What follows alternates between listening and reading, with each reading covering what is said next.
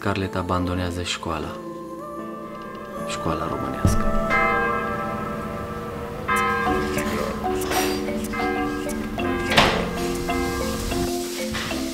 Cei mai mulți copii din România încă nu au început școala, dar fetele noastre au început școala.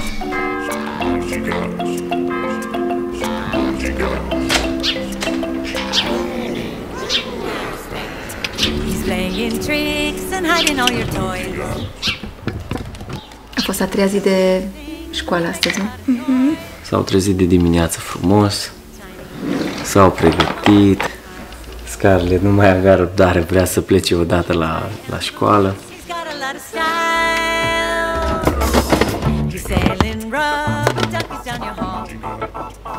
Și de așa le-am luat în mașină și am plecat spre Brașov, către noua școală a lui Scarlett și către deja al 4-lea an, școala Melisei.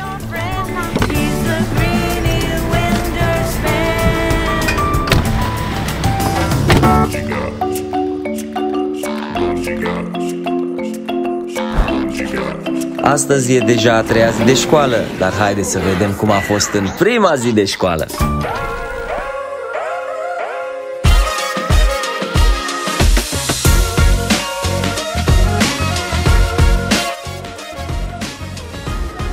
Scarlett, ai emoții?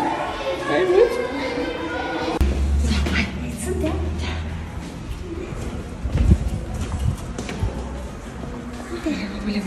Ia să vedem cum e. Hai, aștept reacții, hai coace! Era fain, erau colegii, clasa era faină, doamna era foarte activitate așa și ne jucam multe jocuri, așa pe hârtie și învăț spaniolă. Înveți spaniolă? Da. Mi-a zis doamna că tu știi engleza.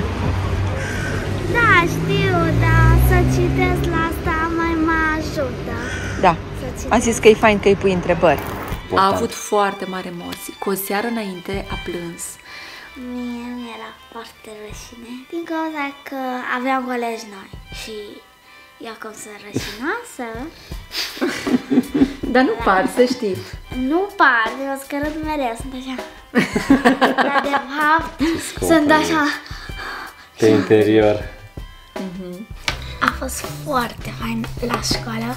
Mi place doamna, din cauza că ea e foarte bună cu mine și este româncă. Așa că... Este numai cu tine bună? Nu, este cu toată lumea bună. Este o persoană înțelegătoare și are răbdare cu mine, adică că eu nu știu cel mai bine engleză. Deci eu zic că eu vorbesc bine engleză, adică absolut înțeleg totul, dar cititul și scrisul este un pic mai greu. Eram în grădinița americană, așa că acolo aveam voie să vorbesc doar engleză. Și de atunci știam multe cuvinte, din cauza că vorbeam doar în engleză, nu aveam voie română. Mi-a plăcut foarte tare acolo la grădiniță când am început clasa 0, ceea ce clasa 0 nu se face la american. Și în clasa 5-a iarăși am ajuns la școala americană. Și sunt foarte fericită, mi-am cunoscut vechea mea profesoară de grădiniță. Noi toți suntem o școală foarte mare, care acolo este și grădinița, și liceul, adică e o școală foarte mare. Uite cum ți-ai găsit frățiorul când ai venit de la școală. Bolnovior. Cu virusul tău de data trecută l-a luat tati și acum l-a luat Amza. Iubitul meu, cum te simți, mami? Mai bine. Ce faci, iubi? Uite ce să fac, iubi. Mă pregătesc de ziua ta. Te pregătești de ziua mea? Chiar vorbesc serios acum. Vreau să terminăm cu construcțiile până de ziua ta. Și aici, am pus lămpile. Punea Iosivier, dar am lucrat și eu. Astăzi le termin eu. Uite și Ovi a venit să ne ajute să punem lambriu și Amza mă susține și stă aici lângă mine și îmi tot zice tati, Acum nu mai zice. Acum s-a liniștit. Ba nu, că a zis. Da, zis. Scarlett a adus boala, nu știu de pe unde. Apoi am luat-o eu. Acum i-am dat-o lui Amza. Cred că și Melisa a luat. Sara. Eu nu. Dacă tu nu. E ceva viral, nu știu. Cineva trebuie să aibă grijă de toată casa. De sezon, de vară. Gripa de vară-toamnă, știi? Până acum Scarlett a fost în școala românească, o școală foarte apropiată de noi, la câte minute de noi? Chiar un minut sau câteva secunde. Exact, câteva secunde, dacă alerga prea tare în 10 secunde era la școală. Motivul pentru care ea a fost până acum în școala românească este că a trebuit să învețe să scrie limba română și să citească. Și să citească. Exact. Și... Pentru că dacă o dădeam de la început la școala americană, asta ar fi trebuit să facem noi acasă, pentru că noi nu avem de gând să trăim în altă țară decât în țara noastră, în România, ne place să trăim în România. Asta a fost școala mea, acum nu mai este. Și mulțumesc doamna Raluca, care a fost din clasa 1-a până în clasa 3-a. Și din clasa 3-a până în clasa 4-a, Jenis, mulțumesc. Acum mă mut unde stă și Melissa. Mie o să-mi fie dor și de colegi, mai ales de Rebecca, cea mai bună prietena mea. Aia este clasa mea, a fost clasa mea.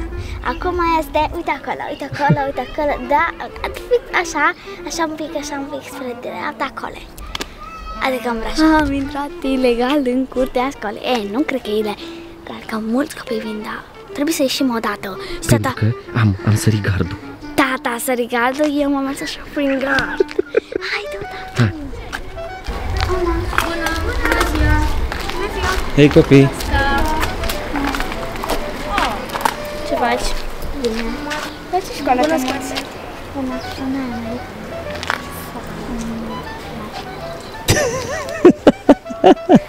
Trebuie să mai mănânci. V-am rugat pe Instagram să-mi puneți voi niște întrebări vis-a-vis de mutarea noastră pe care am ales să o facem cu Scarlett, cu școala lui Scarlett, și am primit ceva întrebări de la voi. De ce am ales școala americană? De ce am ales să ieșim din sistemul românesc? Asta este cea mai mare întrebare pe care am primit-o în special. În primul rând, mutarea a fost datorită sistemului. Sistemul românesc, după cum știți și voi, este unul cu foarte, foarte multă materie și destul de puțină practică. Profesorii abia reușesc să treacă prin toată materia și automat trebuie să treacă, să meargă la următoarea lecție și următoarea lecție. Așa am crescut și noi, probabil că așa este și acum, din câte ne-am interesat, și sistemul e cam același, chiar dacă se încearcă reglementări și modificări. Nu ar fi murit dacă rămânea în școala românească. 99% dintre copii sunt în școală și noi am făcut-o și iată-ne mari, educați și așa, mare cunoștințe sistemului de învățământ în felul în care el este el și ce poate, dar dacă am găsit, varianta asta, o considerăm mai bună. Asta, al doilea lucru pe care am dat-o pe SCA și pe MEL este mediu. Școala care merg el este o școală creștină, nu toți copiii sunt creștini, dar valorile profesorilor și regulile care se impun în școală sunt unele total diferite față de ce se întâmplă în școlile românești. Nu e ca și cum într-o școală ca asta copiii nu încearcă să fumeze sau să facă prostii sau să se bată sau să se cearte, dar abordarea este una total diferită. Am văzut-o, abordarea profesorilor. Și cred că controlul, faptul că profesorii sunt mai prezenți cu elevii acolo și încearcă să țină sub control toate lucrurile astea și copiii nu-și fac dreptate singuri. Oarecum ei, profesorii intervin mereu, se sancționează foarte tare partea de bullying, se sancționează foarte tare chiulitul și așa mai departe, nici nu există, adică la un chiulit deja ori... Dar n-ai cum să chiulești. Nu ai cum să-i lasă să intre în școală, adică și nu se poate ieși decât pe bază de cartelă. Și cartela o au doar profesorii și nu poți să spui tu de capul tău că acum te-ai trezit și că vrei să pleci de la școală. Trebuie să sună părintele și să zică da, vă rog, dați voie și așa mai departe. Modul de predare este total diferit la școală. Acum nu o să stăm să intrăm în prea multe detalii, dar zicem așa în mare, da? Modul de predare e diferit, testarea este diferită, așteptările profesorilor, comunicarea profesorilor cu elevii, proiectele, au tot felul de proiecte și asta. În mare este că școala este mult mai practică, mult mai pe a face decât pe teorie. Și asta ne place și nouă, ne place și copiilor. Comunicarea între profesor și elev este mult mai personală, mult mai de apropiere și e mai caldă. Mai ales Scarlett este o ființă foarte sensibilă, nu știu dacă o cunoașteți. Ea, prin zâmbetul ăla ei, ascunde foarte multe. Cât de bine trebuie să cunoască limba engleză? De la început o să țină cursurile doar în engleză? Adică din prima zi, ce s-a întâmplat?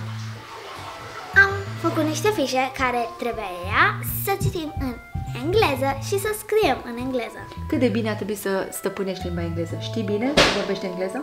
Da, știu. Deci tu poți să știi și doar câteva cuvinte. Ai un elev în clasă care e ucrainian și care nu știe engleză deloc. Dacă nu ai știe engleză, se poate, se rezolvă. Înveți. Da, înveți pe drum așa. Da. Deci bineînțeles că trebuie să aibă o cunoștință minimă de limba engleză, pentru că comunicarea în limba engleză este obligatorie, iar comunicarea în limba română este interzisă total. Ajungi la director dacă nu vorbești în engleză, nu știu, trebuie să faci semne, în rest numai limba română să nu o folosești. La director. Și în felul ăsta copiii sunt provocați ca să învețe în 3 luni de zile. Eu zic că Scarlett o să-și aducă aminte și engleza pe care n-a vorbit-o niciodată. Aveam și varianta de homeschooling, care ne-ar fi plăcut foarte mult. Suntem pro-homeschooling, doar că noi personal nu putem.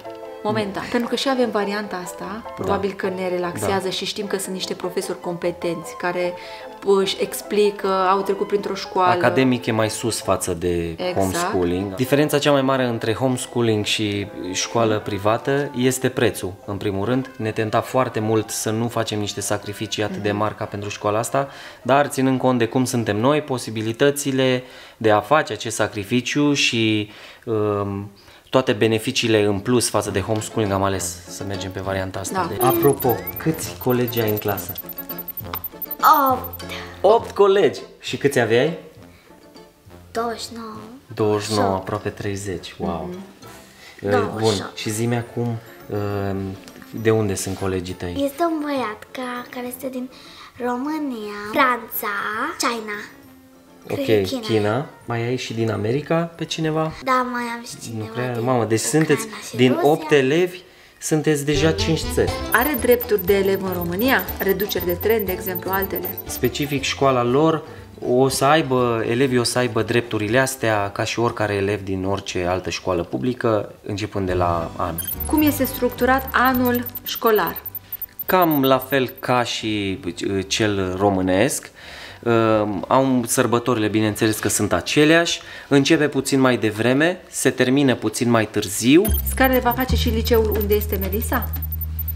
Momentan nu știm, nu știm, știm doar ce se întâmplă acum. Anul ăsta, asta se întâmplă. Da. Am văzut că mulți a spus întrebarea costului la școala americană, depinde, puteți să intrați pe site. Cred că e irelevant pentru că în fiecare județ e o altă școală, nu este o franciză de școli în care să zici, bă, din Cluj mă duc la școala asta, că asta e aici, și local. Noi nu facem reclamă sau promovăm o școală americană, doar vorbim despre un sistem.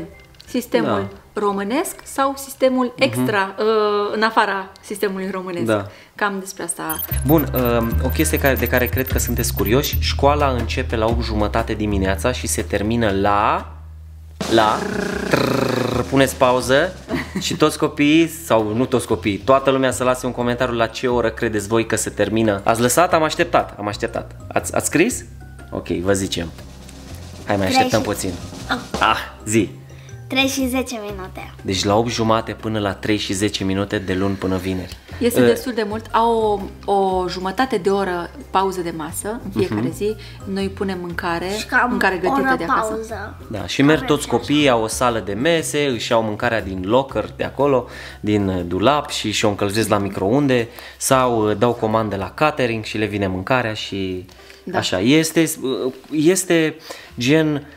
seamănă foarte tare cu sistemul ăla pe care îl vezi în filme. Uite, ce materii ai? Am science, adică științe.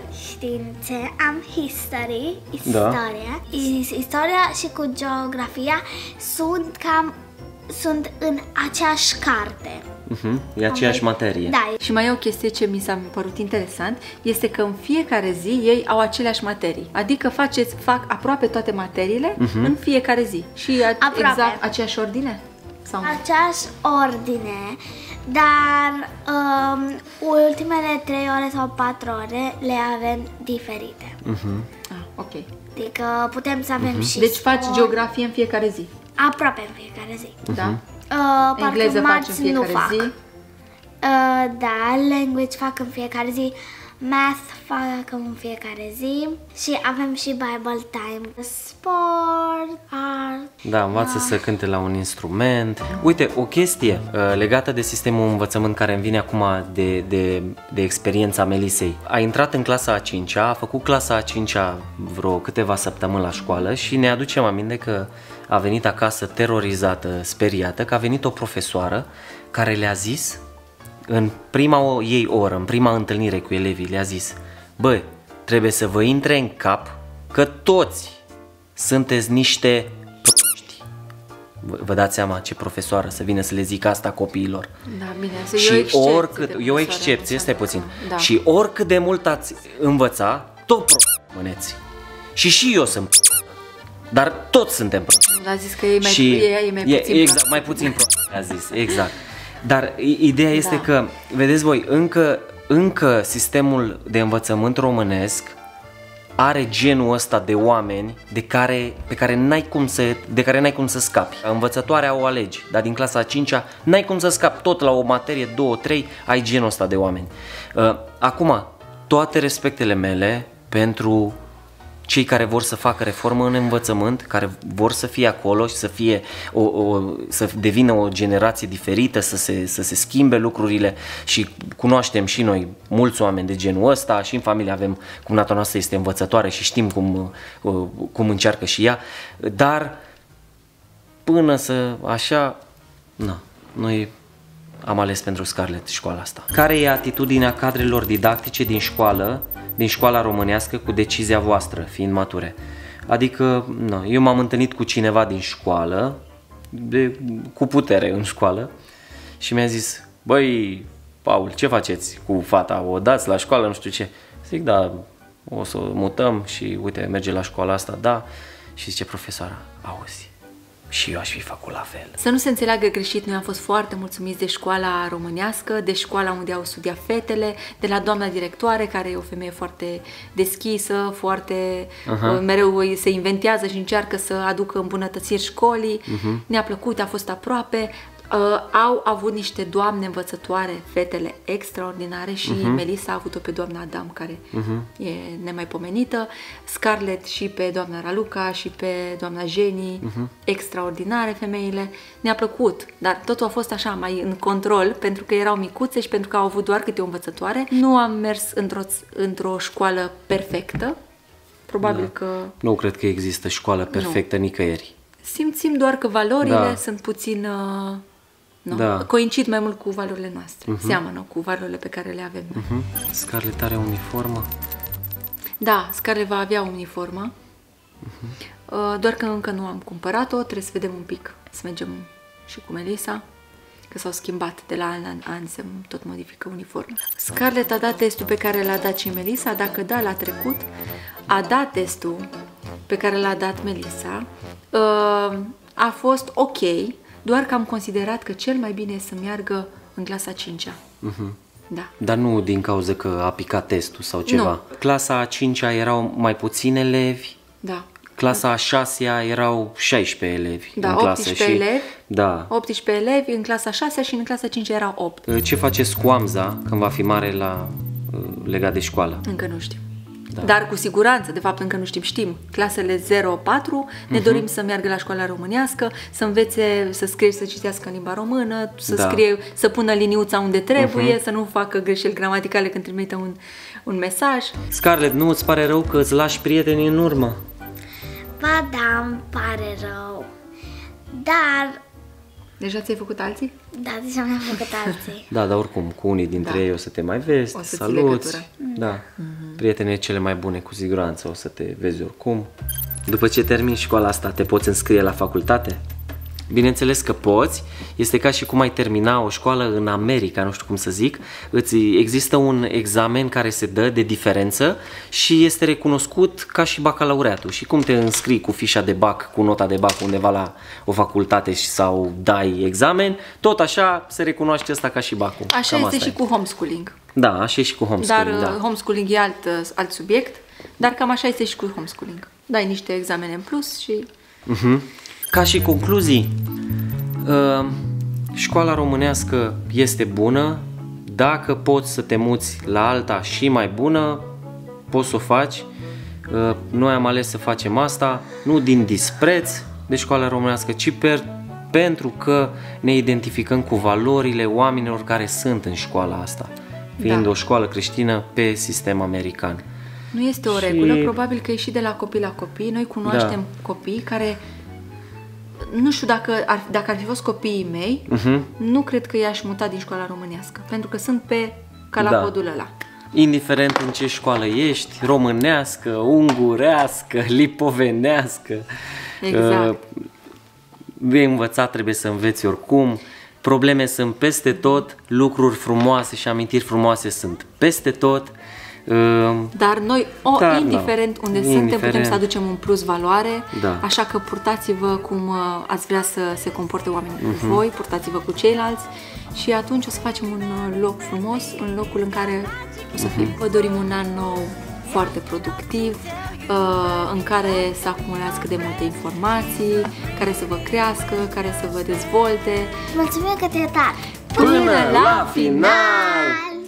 Acesta a fost vlogul de azi. Nu uitați să te și abonezi, să apeși și pe clopoțel, să primești notificări de fiecare dată când postăm și ne vedem curând la un nou vlog. Pa!